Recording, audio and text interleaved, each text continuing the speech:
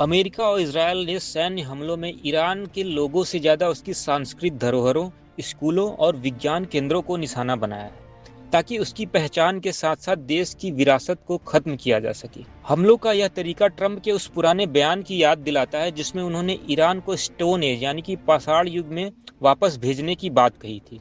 युद्ध के शुरुआत में ही इजरायल ने ईरान के एक स्कूल को निशाना बनाया था, जिसमें 150 से ज्यादा बच्चियों की मौत हो गई थी।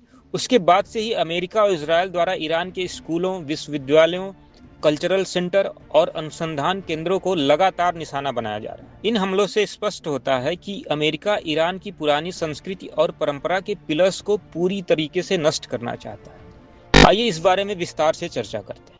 यूनिवर्सिटी और शैक्षणिक केंद्र पर हमले।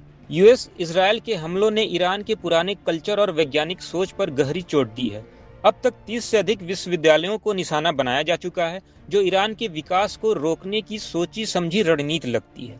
4 अप्रैल को ईरान की प्रतिष्ठित शहीद बेहेश्ती यूनिवर्सिटी के लेजर और प्लाज्मा रिसर्च इंस्टीट्यूट पर भीषण बमबारी की गई। इसके साथ ही 100 साल पुराने पासवर इंस्टीट्यूट को भी नुकसान पहुंचाया गया, जो टीकों और जीवन रक्षक दवाइयों के निर्माण का एक बहुत ही बड़ा केंद्र है। हमलों का सिलसिला यही नहीं रुकता और 6 अप्रैल को ईरान का MIT कहे जाने वाले शरीफ यूनिवर्सिटी ऑफ टेक्नोलॉजी पर भी हमला हुआ। इस युद्ध में अब तक ईरान की 55 लाइब्रेरी क्षतिग्रस्त हो चुकी हैं, जिनमें से 2 पूरी तरह जलकर खाक हो गई हैं। शैक्षणिक और शोध केंद्रों का यह विनाश न केवल वर्तमान पीढ़ी के भविष्य को अंधकार में ढकेल रहा, बल्कि ईरान की दशकों की वैज्ञानिक उपलब्धियों और सांस्कृतिक ज्ञान के भंडार को भी मिटाने का प्रयास है। सांस्कृतिक धरोहर को नुकसान। इजरायल के हमलों में ईरान की 56 ऐतिहासिक जगहों, संग्रहालयों और पुरानी इमारतों को भारी नुकसान पहुंचाया गया है। अकेले राजधानी तेहरान में 19 सांस्कृतिक स्थलों को निशाना बनाया गया, जिसमें 1789 में बना प्रसिद्ध गुलिस्तान पैलेस भी शामिल है, जो तेहरान की पहचान का प्रतीक है। इसके अलावा ईरान का प्रसिद्ध ग्रैंड बाजार और पूर्व सीनेट भवन भी बमबारी में नष्ट हो गया। अमेरिका और इजरायल का मकसद ईरान की शिक्षा, विज्ञान, उद्योगों को इतना कमजोर करना है कि यह देश दोबारा खड़ा न हो सके।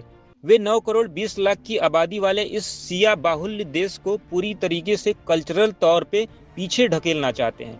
हालांकि ईरानियों का कहना है कि उनकी सभ्यता हजारों साल पुरानी है, जिसे कुछ बमों में नहीं मिटाया जा सकता। इराक हमले में भी यही किया था अमेरिका ने पहले भी दूसरों देशों पर किए गए हमलों में उनकी सांस्कृतिक पहचान को निशाना बनाया।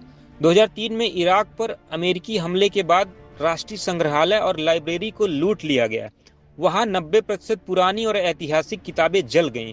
इसी तरह गाजा में 2023 से अब तक इजरायल ने लगभग 200 धरोहरें नष्ट की हैं।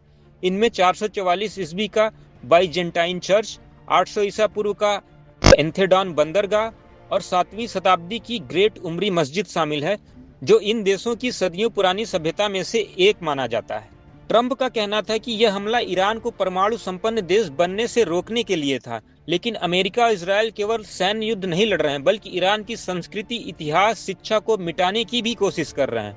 यह हमला सिर्फ सैन्य ठिकानों पर नहीं, बल्कि वहां के मासूम बच्चों, छात्रों और सदियों पुरानी ऐतिहासिक इमारतों पर भी हुआ है।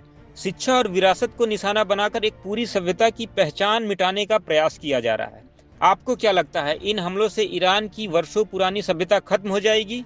अपने विचार हमें कमेंट सेक्शन में जरूर दें। ऐसी ही और जानकारी के लिए देखते रहें दैनिक जागरण।